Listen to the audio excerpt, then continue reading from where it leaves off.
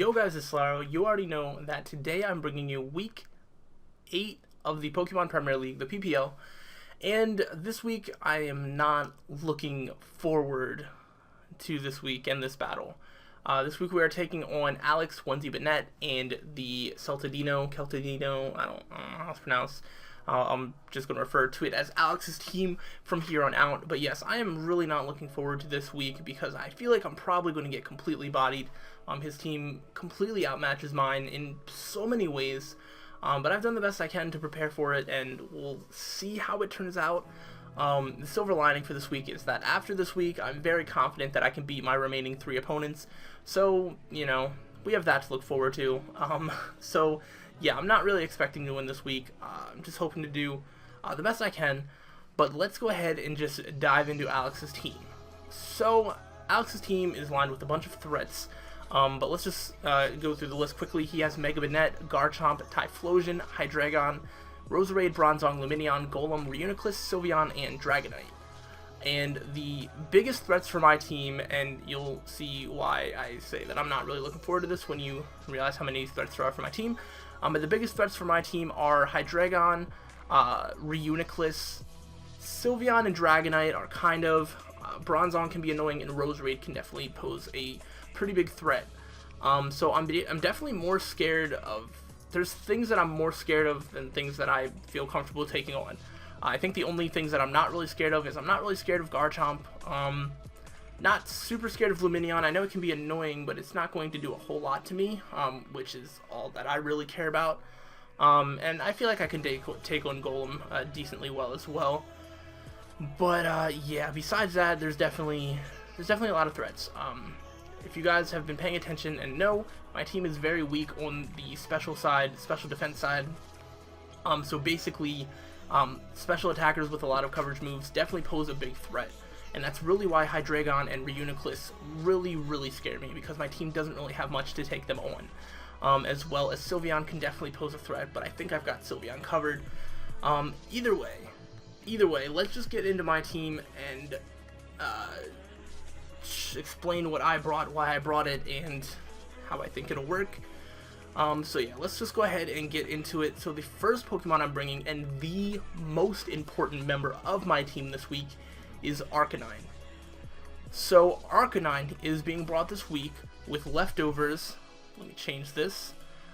Intimidate with Flare Blitz, Will-O-Wisp, Morning Sun, Extreme Speed, with 248 HP, 72 defense, and 188 special defense, and that is with a calm. Nope, that's with a careful nature. That is supposed to be a careful nature. So, yeah, Arcanine is the main special wall on this team. Having Morning Sun to recover, Will-O-Wisp to take on some physical attackers. Despite being my special wall, Arcanine can actually deal with Mega Banette very well. I can also switch in to. I think I can deal with Dragonite well if it's not banded. I can actually, or if it doesn't have Earthquake actually. Even if it's not banded, it has Earthquake. That's not really a good idea for me to be doing. There's some other things I can take on Bronzong. Well, there's just so many things that Arcanine can do. Now, the reason that it has 188 EVs in special defense is because with a careful nature, that's enough to live 2 Specs Hyper Voices from a modest Sylveon, and that was basically the first threat that I planned for, was modest Choice Specs Sylveon, because Alex likes to bring that, because he knows that it's hard to prepare for. But Arcanine can actually deal with it very well. Will-O-Wisp is just going to be good to get off residual damage, as well as Flare Blitz actually does a lot to a decent amount of his team. I thought of running Toxic just to get more residual damage, and especially because the 2 things on his team immune to Toxic, being Bronzong and Roserade, neither of them really appreciate a Flare Blitz. I guess technically Reuniclus is immune to Toxic, you know, because Magic Guard, but I mean, it's also immune to Will-O-Wisp then. Will-O-Wisp is just a better idea. It's just a better idea, I think, as well as I need status on the Mega Banette, that way he can't last-ditch effort Destiny Bond me. As well as, I mean, Arcanine can actually deal with Mega Banette very well. Just Will-O-Wisp, you know, if I think I'm in range of killing him and I don't want to switch out, I can Extreme Speed, which isn't going to hit Mega Banette, which is fine. I just need to let Mega Banette kill itself, basically, or die to rock switch-ins or something.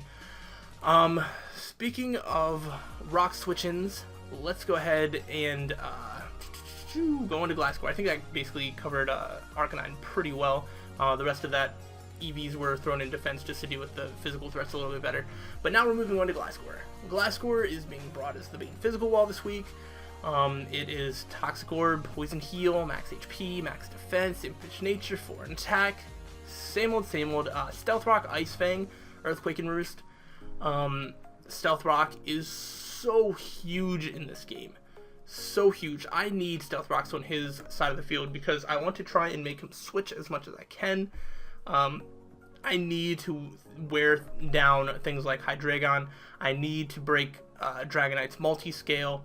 I need to be able to wear down things like Mega Banette and Roserade and just anything that I can. As well as his only way of getting rid of hazards is Defog on his Lumineon. He doesn't have a rapid spinner. So, if he gets rocks on my side of the field, and I get rocks on his side of the field, if he wants to get rid of them, he has to get rid of his own rocks too. So, that is fantastic for me. Because I don't think he's going to do it very much. And, I mean, if so, I just bring Glass Core back up and keep getting rocks up. Again, I can switch into Lumineon with so many things. I can start setting up with something. Lumineon is very easy to kind of be set up fodder if it's a predictable defog. But I don't entirely know how that's going to work out. Alex is a super good battler, and that's another reason that I'm totally scared. But yeah, Ice Fang is just to have something better to hit back the Garchomp. As long as Garchomp isn't bringing like Hidden Power Ice as his fourth move, it can't touch me. So I don't really need to worry about that. I really don't think Garchomp is coming, honestly, because I actually have a lot of things I can do with it. But who knows, he might. I think he has definitely a lot of other threats on his team that could touch me a lot better, or could damage me a lot better than Garchomp. But, I mean, that doesn't mean that Glass Core can't do its thing as well. Earthquake's still going to do decent amounts to Mega Banette. I just need to make sure that I have the Toxic Orb activated before I switch into a Mega Banette. As well as I can, Bronzong can't touch me, not that I can really touch Bronzong.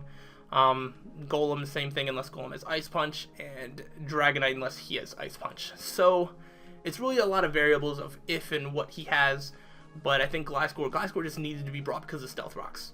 That's really all it needs to be here for, and as long as I can keep it alive to get up Stealth Rocks, that's the only thing I really needed to do. Speaking of how Stealth Rocks are so important, I definitely needed to bring my Rapid Spinner this week. So, let's say hello to Tentacruel. Hi, Tentacruel. Arcanine being my main switch into a lot of things, means that I can't really have rocks up on my side of the field. Because if any of his Pokemon outspeed me and I switch in, I don't really have a way to heal up before they hit me with another one. Not that I would switch into something that would 2-hit KO me, but things like crits and things like that could really change the tide of battle. But I really can't have rocks up on my side of the field. I actually have 3 Pokemon that are pretty weak to rocks this week, and 2 of them are being brought defensively.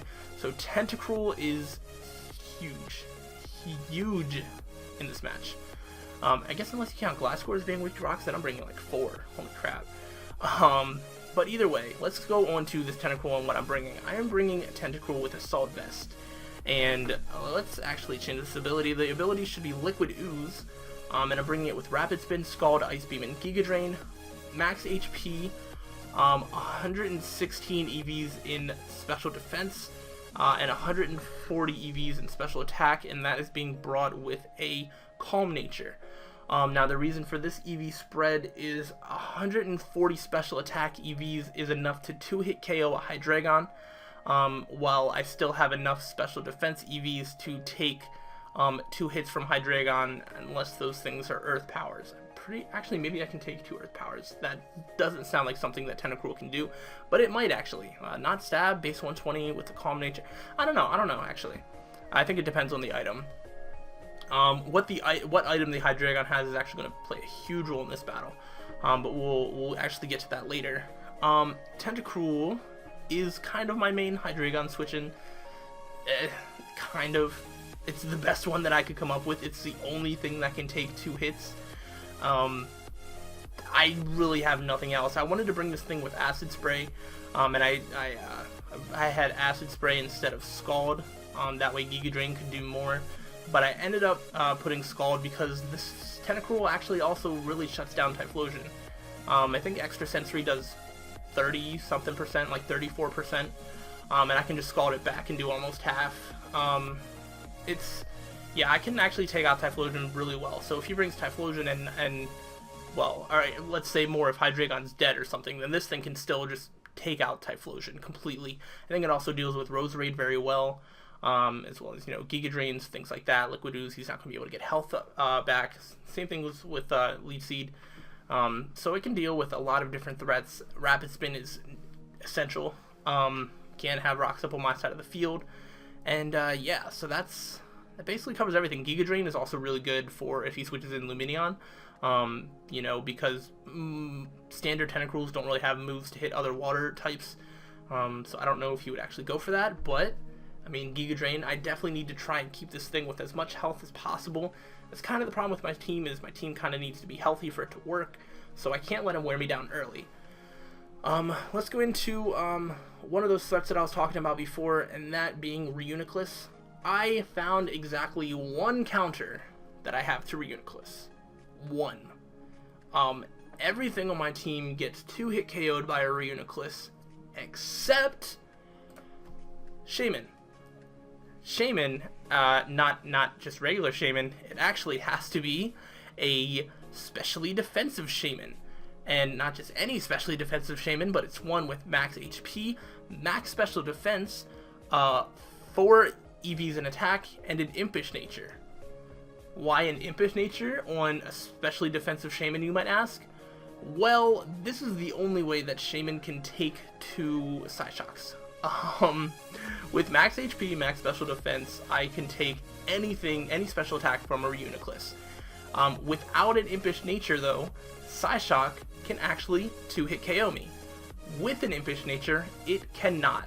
So that is why I'm running that. I'm also running Seed Bomb, Swords Dance, Synthesis, and Zen Headbutt.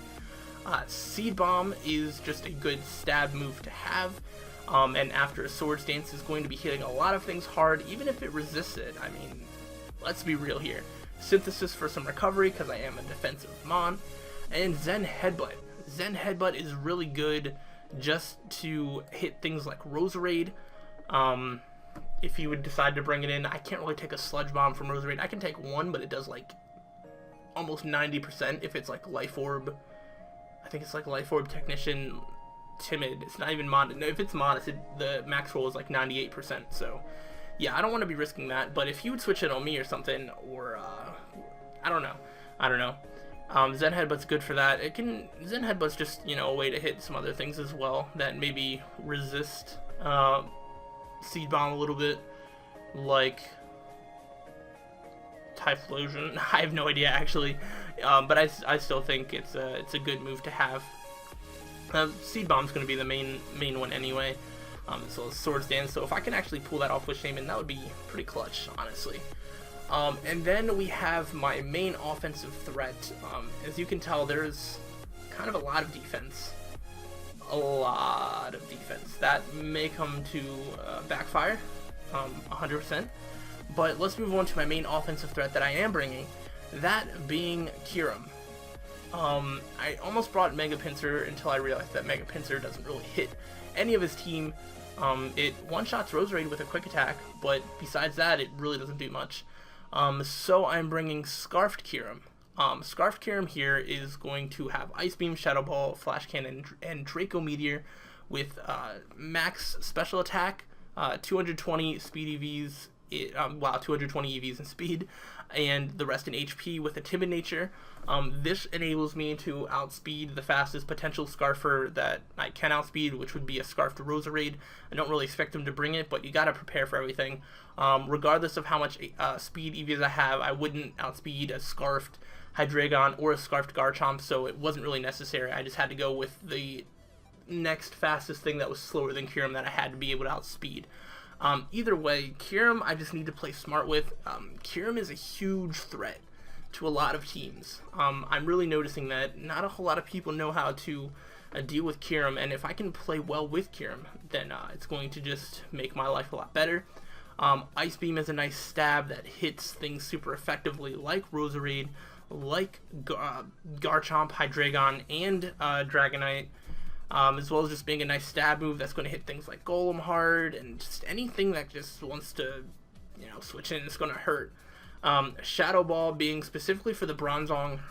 Bronzong can actually kind of wall Kyurem depending on his EV investment, but Shadow Ball does a nice clean chunk. And Shadow Ball can also do a lot to Mega Net and Reuniclus, I guess. Flash Cannon is of course for Sylveon. I can't get completely stopped by the Sylveon, so I have Flash Cannon in on it. And the Draco Meteor is just the nice stab.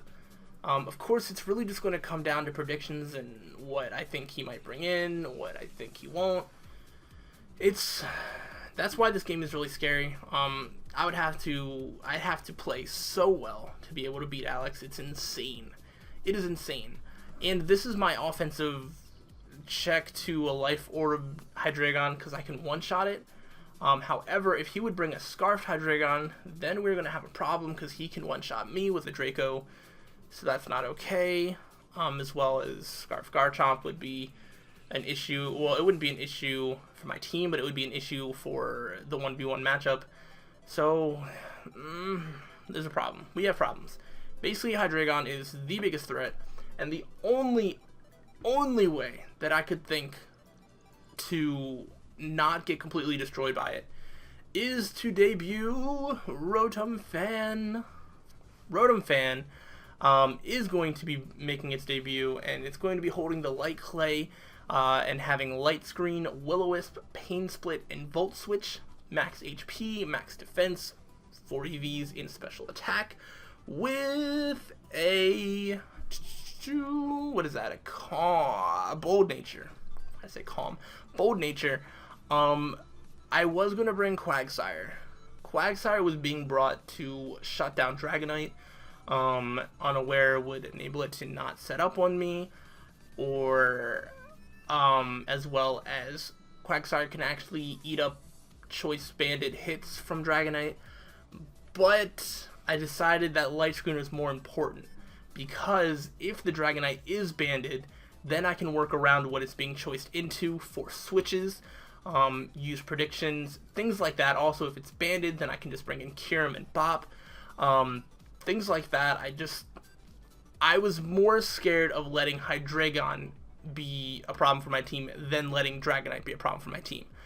So I have Light Screen with the Light Clay. Will-O-Wisp is going to be good if I can switch in to a move from Dragonite. I can Will-O-Wisp it, and I don't know, things like that. I can Will-O-Wisp is just good residual damage. Pain Split for some sort of recovery because I don't have leftovers, and Volt Switch for just more initiative. Which of course is very important. So, that's my team. I don't know how I'm going to do. I'm not expecting to do well. Alex has a super good team. He's a super good player. But we're going to try and do our best. So, as always, this video is going on way longer than it should. But, yeah, that's my team. I actually think I'm going to change some of these. I noticed that some of my HP numbers are odd, so I'll probably have to change that actually, but whatever. I'll put them on the layout as they are supposed to be, or as I'm actually going to bring them to the battle.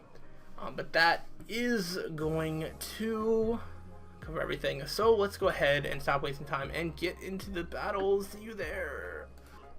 Alright, so here is the battle, and this one was post-com. I think I'm going to kind of mix it up between live and post-com from here on out, and I just thought this one's fit better as a post-com battle, mostly because I thought I was going to get destroyed and it wouldn't have looked pretty. But I don't know if you can see, if you watch the team breakdown, you will definitely see that what I prepared for and what he brought are two completely different things. He did not bring Reuniclus and he did not bring Hydreigon. When I saw this, I was really I was really excited. I was like, holy crap, I have a chance to win. I can take on all these threats. But I still had to play well, and that is not something that I've been able to do consistently. So let's look at what he did bring. He did bring the Megbanet, the Bronzong, the Garchomp, the Lumineon, the Sylveon, and the Dragonite. And right off the bat, I was not scared of Garchomp, but I was kind of scared of everything else in one way, shape, or form. And the Dragonite actually became more scary because I actually took out a Quagsire to bring in Rotom Wash to be better prepared for the Hydreigon. And the fact that I'm sorry, did I say Rotom Wash? I meant Rotom Fan. Rotom Fan is basically useless now, and I should have brought Quagsire in hindsight. I mean, this decision I made was, I think, in my opinion, the right one, but Quagsire would have been so much better for this battle because Quagsire can just take on Banded Dragonite 1v1, and it would not have been a problem. But as soon as I saw that, I was like, that's going to be a huge issue for my team. So let's stop talking about about what happened, and let's actually find out what happened by getting into the battle. So I predicted him to lead off with the Bronzong, trying to get Stealth Rocks up as early as possible. So I led off with Arcanine. Probably not the best thing because Arcanine, I mean, I could have just switched into something. But he actually started off with Dragonite, which means I get the Intimidate. And if he wanted to stay in and go for something like Dragon Dance, I can actually just Will-O-Wisp him straight up first turn. So I actually do decide to go for the Will-O-Wisp, thinking that nothing wants to get burned on his team. It's either going to take residual damage or it's going to get crippled severely. And I get the residual damage on the Lumineon, which I'm very, very happy about. So at this point, I didn't really know what Lumineon was going to do. I knew it could U-turn. I thought it was going to U-turn out, so I actually Will-O-Wisp, not really realizing that I outsped it. But whatever. Either way, he goes for a Tailwind, and that happened. So I was like, okay, I didn't really build my team to be faster than his, with the exception of Kyurem. So as long as I can still take hits from him, I'm fine. Still not entirely sure what he might do, thinking he might just stay and go for a Scald. I just went into Rotom Fan because I didn't really know what else to go into. If he U-turned, I just felt that Rotom Fan was the best thing to get something up. Looking back, if I had Reflect as well as Light Screen on this Rotom Fan, it probably could have done a lot better because Alex brought more physical attackers, but I didn't. So he actually went for the U-turn, and I almost went for the Will-O-Wisp. I was really close for going to the Will-O-Wisp, but he didn't switch out the first time. Why would he do it this time? So instead, I went for Volt Switch, and it actually turned out to be an okay play because he went into a Sylveon, and you already know that my Sylveon counter is going to be the Arcanine. Arcanine can eat up 2 Choice Specs Hyper Voices. So I do indeed go to Arcanine, and I'm still at full health. He has no Stealth Rocks on my field. Everything is looking fantastic. So he does go ahead and use that Hyper Voice, and based on the damage, that is actually Choice Specs Hyper Voice. So I know that it's Specs, know that nothing else on my team can really deal with it too well other than Arcanine, and I go for the Flare Blitz, which does a lot of damage. Now, him knowing that he's not going to live it, I figured he would switch out. I was almost real enough to go for an attack, to go for a Will-O-Wisp, but he actually went back into his Lumineon, so I went for the Morning Sun, which turned out to be the best play for me. I was really debating at that point. I wanted to make sure that I was keeping him on the edge, but I didn't want to be too reckless. I wanted to stay a little bit safe, so that's what I was doing. And now, on this turn, I believe he goes to set up the Tailwind again. He really wanted that Tailwind up, which I was a little, I don't know, I was just kind of, I thought it was a curious play. But he definitely had his reasons. So I go into Tentacruel, which can basically take this thing on super well. I had calculated Giga Drain from Tentacruel was going to do about 40% of this Lumineon, as well as Lumineon could just literally do nothing to me. And yeah, so I go ahead and just use Giga Drain because it's the safe play. Now he actually outsped my Tentacruel, which was because the Tailwind was up. That was... for some reason, I thought he had speed investments on his Lumineon. I didn't even take into account the Tailwind. That was kind of weird. But either way, I do go for the Giga Drain. And the important thing that happens here is that Dragonite's multi-scale is broken, which is huge, in my opinion, because that means that I can just do a lot more damage to it. Now, after doing a lot of calcing, I decided that the best thing to switch in was Arcanine to get in Intimidate.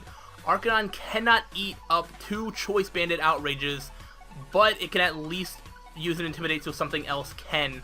So Outrage does do more than half, and because he locks himself in the Outrage, I also know this is a Banded Dragonite, so basically his plan was to try and sweep me with Dragonite after getting a Tailwind up, After the Intimidate, though, Gliscor can actually switch in and can take on a -1 Dragonite pretty much all day. And I also have Ice Fang on this Gliscor, so I could kind of 1v1 it after the Intimidate drop. This also gives me an opportunity to safely get my Toxic Orb up, meaning that he can't status my Gliscor with anything else, with things like Mega Banette, which was really good. He went for the Outrage. I could have went for Ice Fang, expecting him to switch out the turn after he got confused, but I figured Gliscor was too important, so I decided to Roost up, figuring that I can, you know, do something to him later. I figured he was going to switch out because he was confused now, so I actually take this opportunity to go for Stealth Rocks, so that limits his switching around a bit, and yeah, it was just the best play in my opinion. And he actually goes into Bronzong. Now I know for 100% fact that he's going to go for a Stealth Rock. There's really nothing I can do about it, so I believe I go into, yes, I go into Arcanine. I was like, there's no way he's not going for Stealth Rocks. He's going to have to get that up if he wants to, you know, get my Arcanine down, and he does. He does unfortunately get the Stealth Rock off. Now, I knew I could live a hit from this thing, so I was really considering going for Will-O-Wisp this turn. I knew I wasn't going to attack his Flare Blitz recoil, but I decided that I need Arcanine to be at full health, especially if that Dragonite comes back in. I would love to be able to switch in and get an Intimidate off and do the same thing like I did the last time, but he actually goes for Toxic. And that just means that I have to be even more careful with my Arcanine, which, I don't know. When I have to keep my win conditions alive, it hasn't been good in the past. So, I was like, I can't let this thing die, I can't let this thing die. So, I actually decided to go for the Will-O-Wisp this turn to start getting residual damage off in the Bronzong, because I didn't want to Flare Blitz it and start doing a lot of damage to myself at the moment. He goes for Rock Slide. It would not have done much to Arcanine at all. It would have done literally nothing. He was intimidated. I can eat up, you know, anything. Like I could have taken basically anything other than an Outrage from a Banded Dragonite. I could have eaten up. This is a defensive Bronzong. I'm pretty sure. It would not have done much. As well as I could just heal off the damage. I actually decided to go into Shaman in case he tries to Toxic anything else that I would bring against it. As well as Shaman was brought for Reuniclus, and Reuniclus wasn't brought. So Shaman is just kind of here now. And Shaman, actually, I ended up getting off a nice double switch in against the Lumineon. I don't know if he thought I was going to Leech Seed or if he thought I was going to double switch, but I think he probably tries to go for another Tailwind here. But I figured that the safest play is to go for the Seed Bomb, and I figured that I could outspeed it. At this point, I wasn't sure because I saw him outspeed my Tentacruel, forgetting that the Tailwind was up, but I do just decide to go for Seed Bomb, thinking that if he does go for Tailwind, I can still take it out. The Lumineon is down. He cannot Tailwind. He cannot Defog. He cannot do any of that. He can't U-turn for initiative. He can't Scald my Arcanine.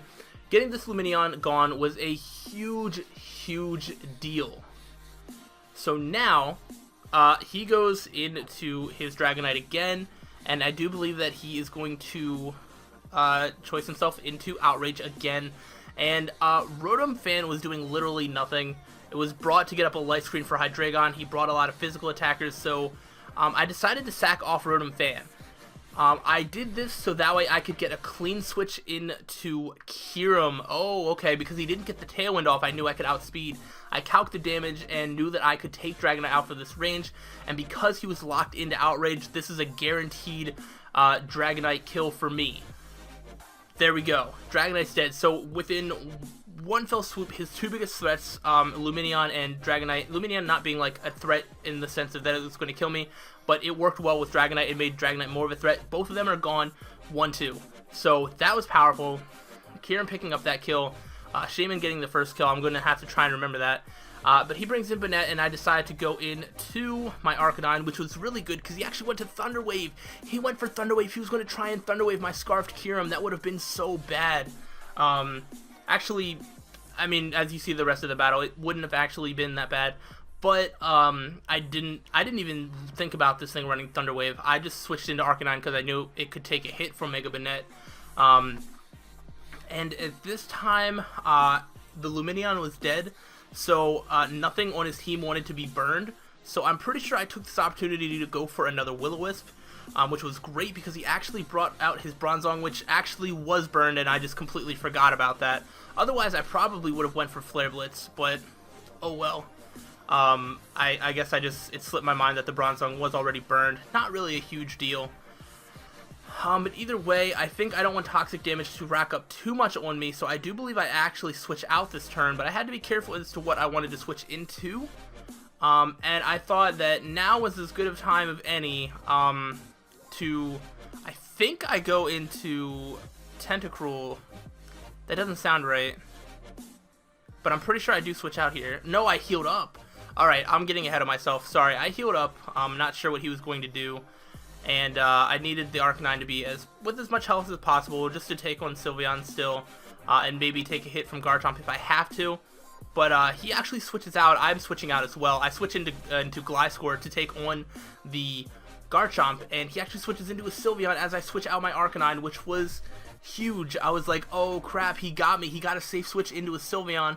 This could be bad. I mean, yeah, I could switch in my Arcanine again, but Stealth Rocks are still up, and it's just not good for me, because I really don't want my Arcanine to die yet, because I almost switched back in my Arcanine, but then I remember that Mega Banette was still up, and I kind of wanted Arcanine to deal with that Mega Banette, so I actually go into Tentacruel, thinking that if he goes for a Hyper Voice, I can take it.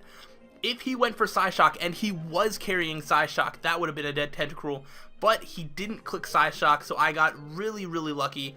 Tentacruel I also switched in knowing that if it died, I would still be able to win the battle. I'd still be able to win, I thought, at this point in time. And I actually decided to go for Scald, thinking that he was going to switch in his Mega Banette, and I was going to fish for Scald Burns on the Mega Banette. But he didn't. He actually switched into Bronzong, and I was a little confused, but I was like, I really want to get a Rapid Spin off, but he's going to switch in, I know it, and he doesn't again. So for the second straight time, I go for Scald because I was scared that his Mega Banette was going to switch in. There's the Rock Slide on Tentacruel. It would have done literally nothing. Tentacruel still had, I think, max HP, and so it really wouldn't have done much. Plus, I was basically ready to sack off Tentacruel at this point anyway, but it gets the Rapid Spin off, which means that rocks are free from my side of the field, which is huge. Like I said, I don't want rocks on my side of the field, and the fact that I got that is good. And there you see the rock side. It did, I think, 21 damage there. So that's how much the first one would have done. It would have been nothing. Thankfully, Bronzong actually lives the burn, meaning that my Tentacruel can actually get the kill here. So Tentacruel, I think, picks up his first kill of the season. Because the first time that a Pokemon died while it was on the field, I think it was the opponent died to burn damage. But I actually got the kill this time. And I really didn't care about differential at the end of this game. I knew I had won this game, but I decided to sack off Tentacruel instead of trying to outpredict Alex to try and get a better differential. I just decided I want to go for the win. I'm not trying to be too risky, so I let Tentacruel die. He choiced himself into Outrage, so I knew that I could take it with Gliscor. Based on the damage, I'm pretty sure that he was a Scarf Chomp, so I predicted that right as well. And I go for Ice Fang. And I didn't really take Rough Skin into account, so after this I was like, oh, he might be able to take me out with another one, but after the Poison Heal, it's looking less likely like he'd be able to take me out. So he actually goes for Outrage again, and Gliscor is a pro. It lives on 23 HP. Then I go for Ice Fang. I was like, oh man, I'm dead to Rough Skin. I have to be. Check this. He kills the Garchomp, so Gliscor picks up a kill and lives on 1 HP. 1 HP, which is awesome, except for in the end it doesn't really matter because I end up sacking off Gliscor in this next play. Again, not wanting to outpredict. Like, if I switched into Kyurem and he went for a Thunder Wave, it would have been bad. I could have switched into Arcanine, but honestly at this point I was just like, I want to win. I'm not being tricky, I'm not doing anything like that, I'm just going for the win. So he does go for Shadow Claw and takes out my Gliscor, which is fine. I figured that would happen, and then I go into Arcanine, and I do the stupidest thing. What I should have done is Will-O-Wisped him, and then just used Morning Sun or whatever until he died. But he went for Destiny Bond, and I completely just attacked him. So Arcanine actually gets a kill this match, but Mega Banette brings it down with it, which it didn't affect the outcome of the battle other than just the differential. Because if I would have just stalled it out a few turns, Arcanine, it would have been a better differential. But now the only thing left is the Sylveon, so I decided to finish it off with my Scarf Kyurem. Kyurem, and what was the other Pokemon that was still alive? I'm drawing a blank of what the other Pokemon that was alive was. I think it was Shaman. Shaman was still alive. I just decided to get the final kill with Kyurem, meaning that Kyurem got 2 kills this week and did not die. and that actually finished off the game. So, as scared as I was for this match, we actually picked up a 2-0 victory against Alex. I could have made this into potentially a 4-0 if I switched into Arcanine on his Mega Banette instead of letting Mega Banette take out my Gliscor. No, that would have been that would have been a 4-0. If I switched out from Gliscor into Arcanine on the Mega Banette, if he would have sacked that off and I would have stalled that out, Gliscor would have been alive and Arcanine would have been alive, and then I could have extreme speeded the Sylveon and I could have made this a 4-0. But because I didn't want to take chances, I didn't want to predict, and I just wanted to get the win, it does end up being a 2-0. Alex, he just didn't bring the threats that I think he needed to beat me. And because he didn't bring Hydreigon and Reuniclus, I think that really cost him the match. Garchomp was really unnecessary for this game. Everything else posed a decent threat. Mega Banette didn't do too much. If it had gotten a Thunder Wave off of my Kyurem, it would have been a pretty big deal because I didn't have Aromatherapy on my Shaman. So, he didn't bring a bad team, but he just could have brought a better one in my opinion. I'm not sure what he planned for. He probably planned more for Mega Pinsir, things like that.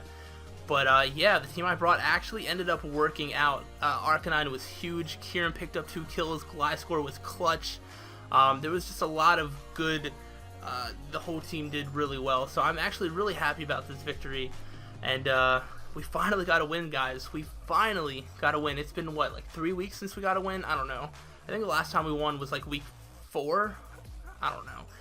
But hopefully this is a trend that we can keep up. If we win out and win the last 3 games, we'll actually finish the season with a winning record.